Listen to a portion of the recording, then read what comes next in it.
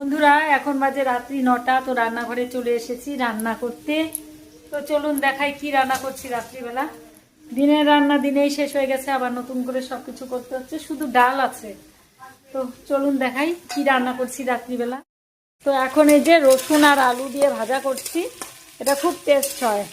আলু আর রসুন একটু থেতো করে দিয়েছি এর মধ্যে, আর কাঁচা লঙ্কা, পুরো এটা দিয়ে মানে ভাত খাওয়া হয়ে যায়, দারুণ টেস্ট হয় এটা খেতে।